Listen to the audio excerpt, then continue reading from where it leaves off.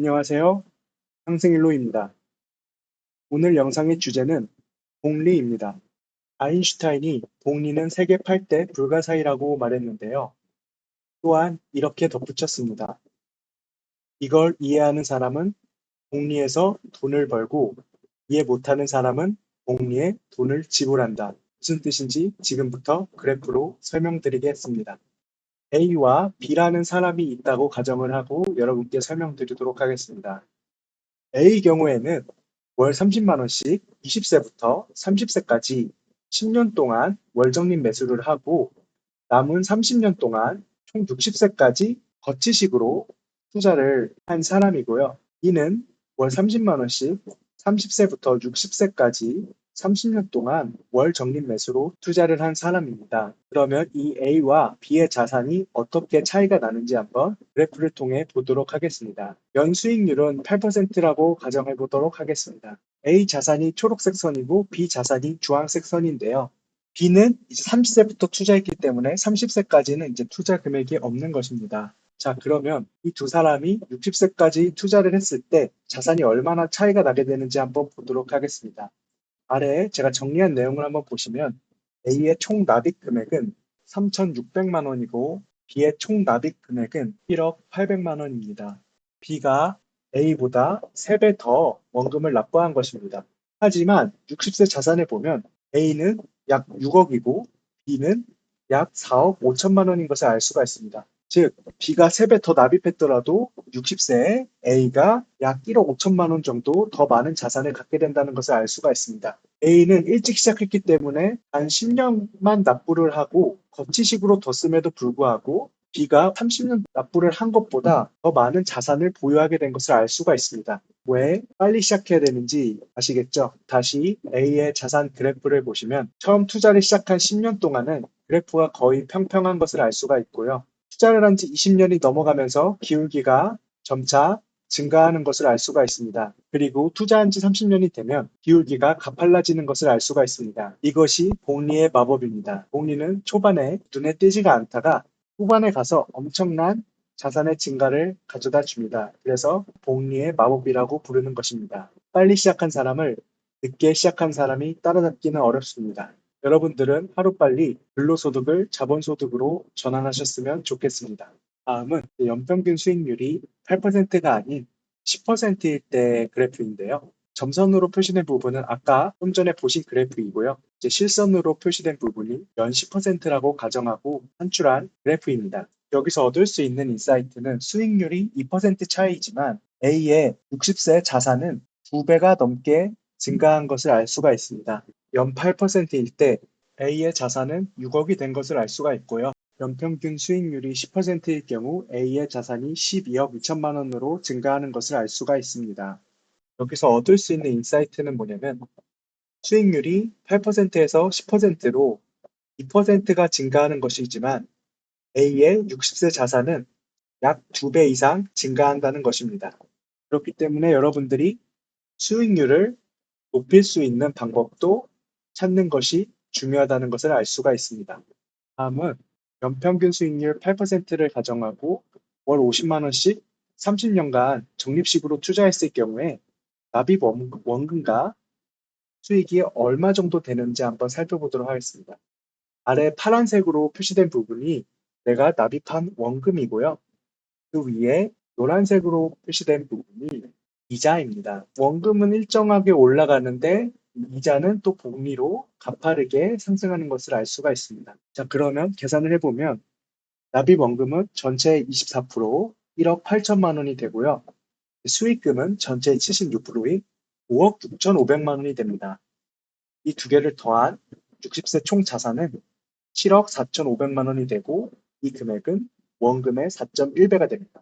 내가 넣은 원금보다 내 돈이 일해서 번 돈이 3배 이상 많은 것을 알 수가 있습니다.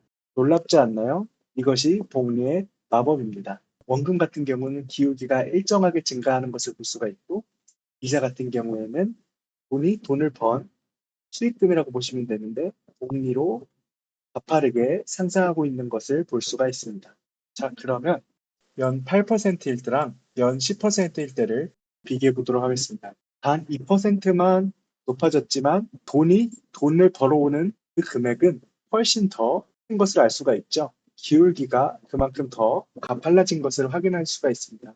계산을 해보면 수익률 2% 차이가 60세 자산을 약 3억 8,500만 원 정도 더 키운다는 것을 알 수가 있습니다.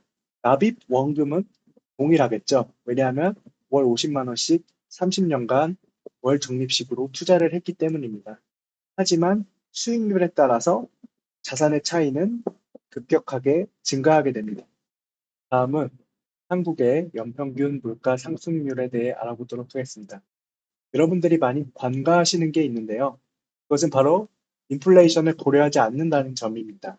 한국의 연평균 물가 상승률을 보시면 최근 10년 약 2.1%였고 최근 20년을 봤을 때 약 2.3%, 최근 30년을 보면 약 2.7%입니다.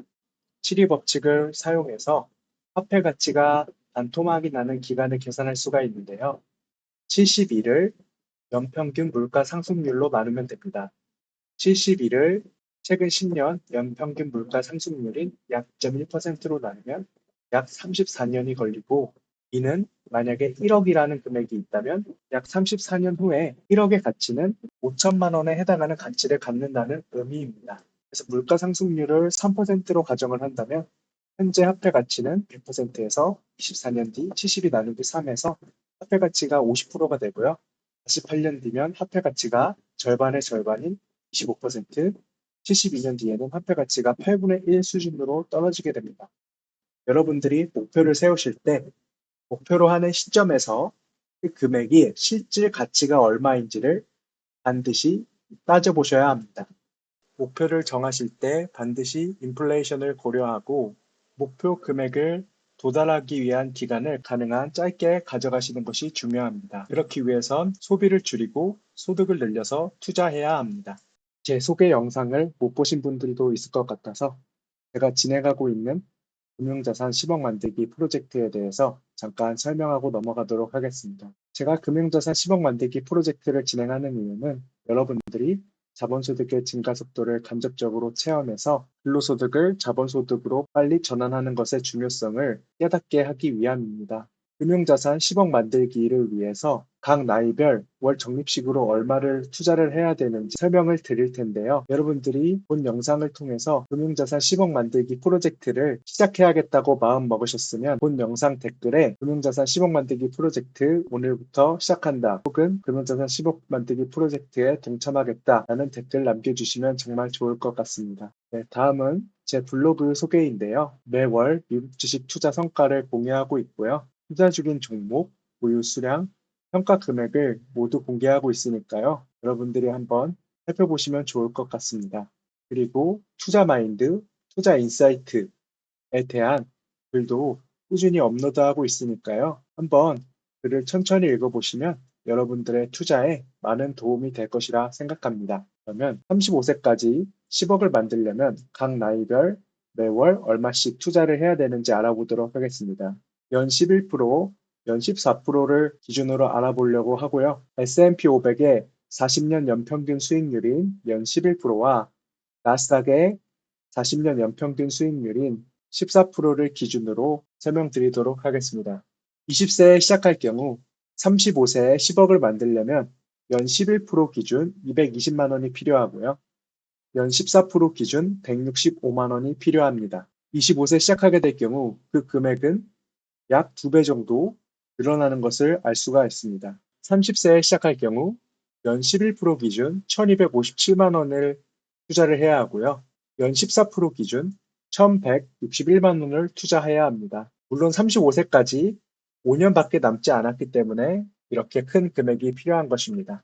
수익률이 11%에서 14%로 올라가면 20세의 월 부담 감소율이 20세에 시작할 경우에는 25% 감소하고 25세에서는 16% 감소하고 30세에서는 8%밖에 감소하지 않습니다. 여기서 얻을 수 있는 인사이트는 수익률이 11%에서 14%가 될 때 월 부담 감소율이 빠르게 시작할수록 그 감소율은 커지게 된다는 것입니다. 시작이 빠를수록 효과가 크다는 것을 알 수가 있습니다. 그리고 오른쪽에 명목 10억의 실질 가치를 한번 보셔야 되는데요. 한국 30년 평균인 물가 상승률 2.7%를 가정할 경우 20세 시작할 경우 15년 후, 즉 35세일 때 10억의 실질 가치는 6억 7천만 원 정도인 것을 알 수가 있습니다. 25세 시작할 경우에는 10년 후에 명목 10억의 실질 가치는 7억 6,600만 원이고요. 30세 시작할 경우 5년 뒤이기 때문에 명목 10억의 실질 가치는 약 8억 7,500만 원인 것을 알 수가 있습니다. 이를 통해 목표 달성 기간을 짧게 가져가야 하는 것이 좋다는 것을 알 수가 있습니다. 5년을 늘려서 40세까지 10억을 만들려면 월 투자해야 하는 금액이 얼마인지 알아보도록 하겠습니다. 5년 더 투자할 시간이 있으면 월 부담은 줄어들게 됩니다. 20세 시작자를 기준으로 35세를 목표로 했을 경우에 월 220만 원씩 투자를 했어야 했는데 40세를 목표로 할 경우 월 투자 금액은 115만 원으로 줄어들게 됩니다. 아까 30세 시작의 경우 35세까지 10억을 만들려면 약 1000만 원 이상이 필요했는데 5년을 늘려 약 400만 원 정도가 필요한 것을 알 수가 있습니다. 이렇게 기간이 길어질수록 내가 월 적립식으로 투자해야 하는 금액은 줄어듭니다. 하지만 아까 설명드린 것과 같이 명목 10억의 실질 가치는 더욱 하락하는 것을 알 수가 있습니다. 20세에 시작할 경우 40세까지 20년 후인데 이때 10억의 실질 가치는 5억 8,700만 원 정도밖에 되지가 않습니다. 약 58%로 가치가 하락한 것을 알 수가 있습니다. 다음은 50세까지 10억 만드는데 필요한 월 적립금에 대해서 알아보겠습니다. 20세 시작할 경우 굉장히 적은 돈으로 달성할 수 있는 것을 알 수가 있습니다. 하지만 명목 10억의 실제 가치를 보시면 20세 시작할 경우 30년 후에 10억의 실제 가치는 4억 5천만 원인 것을 알 수가 있고 이는 절반에 못 미치는 금액인 것을 알 수가 있습니다. 여기서 주목해서 보셔야 할 것은 20세 때 시작할 경우에 연평균 수익률이 11% 기준으로 36만 원이 필요하지만 40세에 시작할 경우 연평균 수익률 11% 기준으로 461만 원이 필요한 것을 알 수가 있습니다. 즉 20년을 늦게 시작한 것 뿐인데 월 부담이 약 13배 많은 것을 알 수가 있습니다. 그래서 현재 나이와 상관없이 지금 당장 시작하는 것이 중요하다는 것을 알 수가 있습니다. 그러면 60세까지 10억 만들 때 필요한 월 적립금이 얼마인지 알아보도록 하겠습니다.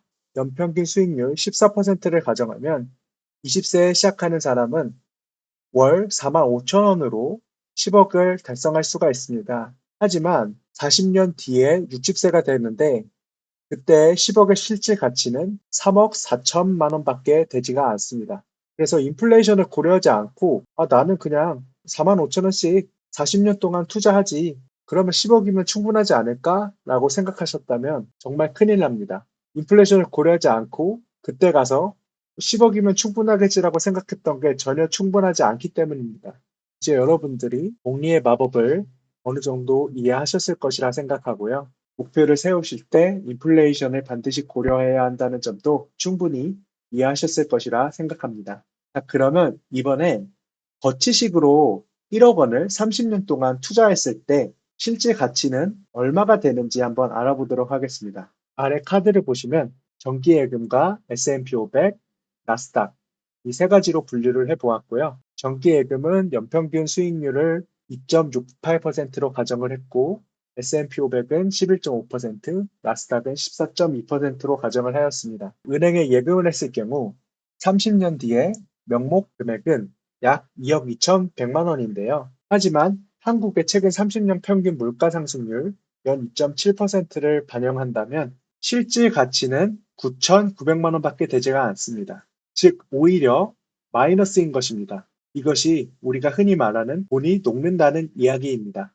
다음은 S&P 500을 보실까요? 1억을 30년 동안 거치식으로 투자했을 경우 30년 뒤에 26억 2천만 원이 됩니다. 하지만 물가 상승률을 고려한다면 실질 가치는 11억 8천만 원이 됩니다. 다음은 보라색 나스닥을 보시면 명목 금액은 무려 53억 7천만 원이 됩니다. 인플레이션을 고려하면 24억 1천만 원이 됩니다. 인플레이션을 다 차감하고도 원금의 24배가 되는 것을 알 수가 있습니다. 여기서 가장 중요한 메시지는 인플레이션은 모든 자산을 동시에 갉아먹는다는 것입니다. 정기 예금만 손해보는 것이 아니고 S&P 500도 나스닥도 명목 가치의 약 45% 수준으로 깎이는 것을 알 수가 있습니다. 하지만 정기 예금만 실질 금액이 마이너스로 내려가게 됩니다. 그 이유는 수익률이 인플레이션을 따라가지 못하기 때문입니다. 그렇기 때문에 여러분들은 인플레이션보다 높은 수익률을 기대할 수 있는 곳에 투자하셔야 합니다. 우상향하는 자산이라면 지금이 가장 쌉니다. 그리고 오늘 시작하는 것이 가장 빠릅니다. 오늘 영상 시청해 주셔서 감사합니다. 이 영상이 도움이 되셨다면 구독과 좋아요, 알림 설정까지 부탁드리겠습니다. 상승일로였습니다. 감사합니다.